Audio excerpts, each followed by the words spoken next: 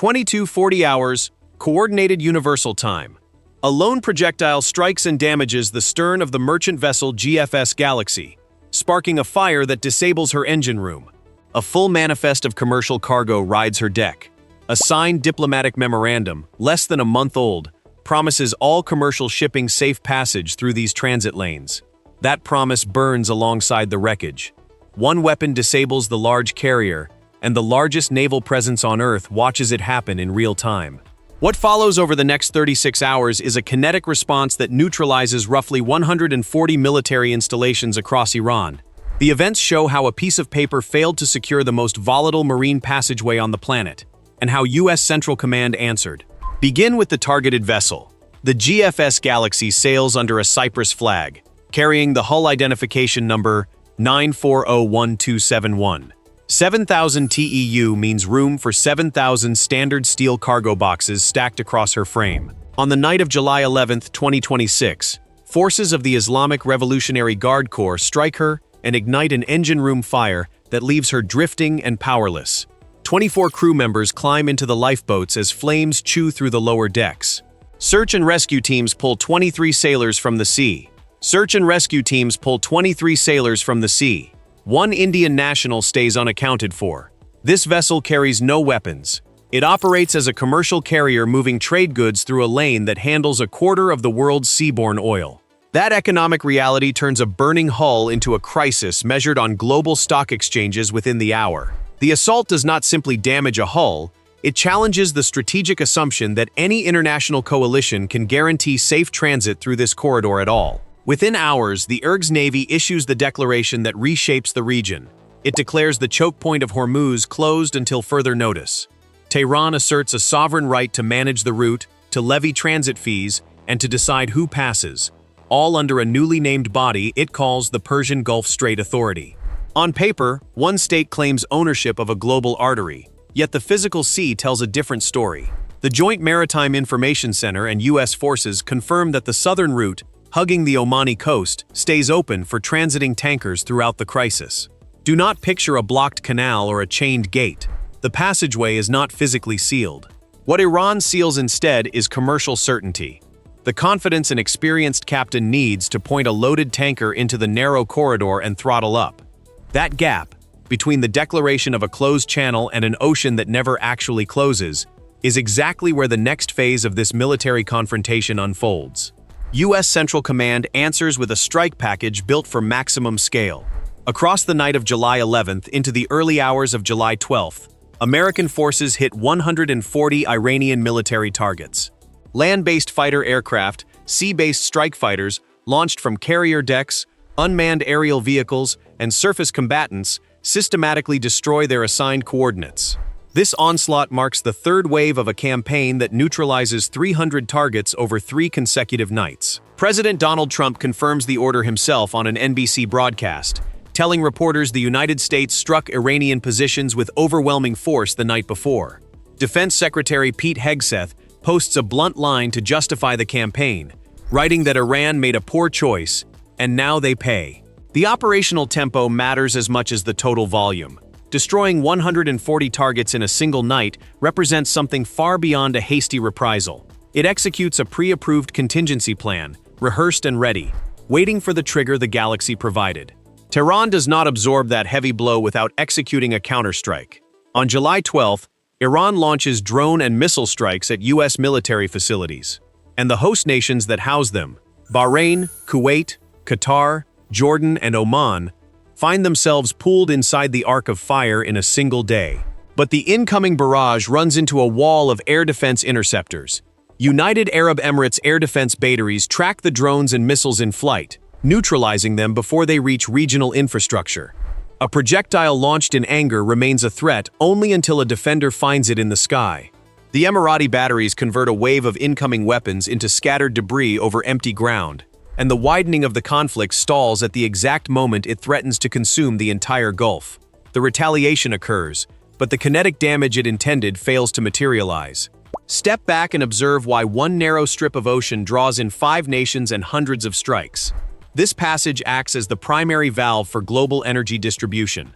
At its tightest point, The commercial lanes squeeze into a corridor only a couple of miles wide in each direction, and every loaded tanker bound for Asia or Europe must thread that needle.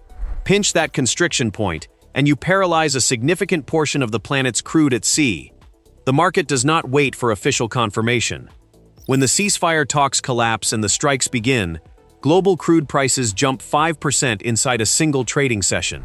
Mohsen Reza, a senior advisor to Iran's supreme leader, tells state-linked media that the choke point is more important than dozens of atomic bombs.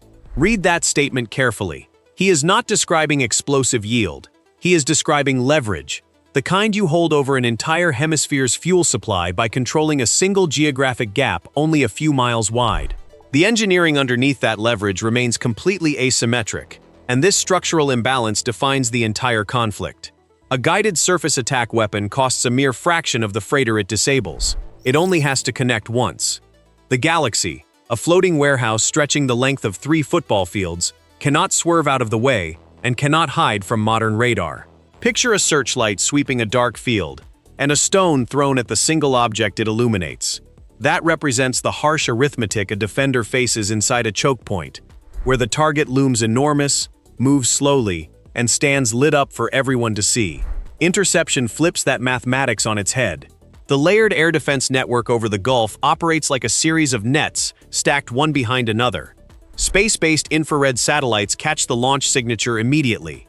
Command and control systems assign each incoming track to a specific defensive battery. Interceptors climb to meet the threat while it is still miles out over open waves, destroying it by direct impact. Every net that misses simply hands the problem to the next system behind it. The attacker needs one success. The defender builds a network where a lone miss does not equal defeat. None of this ignites out of nowhere.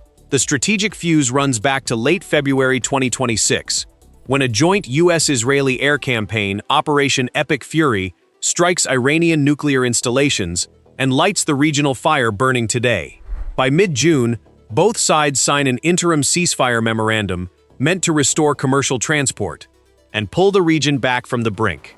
The agreement holds for a few weeks, then unravels.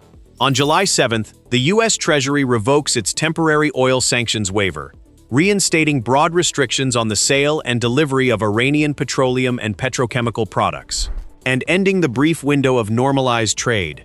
4 days later, the Galaxy burns 9 miles off Oman.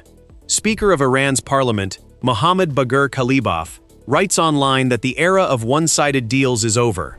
Line the dates up and the picture sharpens.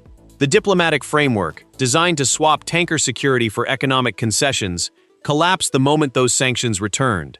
The strike on her engine room merely broadcasted a reality that intelligence analysts had tracked for days. The economic consequences ripple far beyond the actual sea lanes. Every insurer writing maritime coverage for a Hormuz transit recalculates risk by the hour.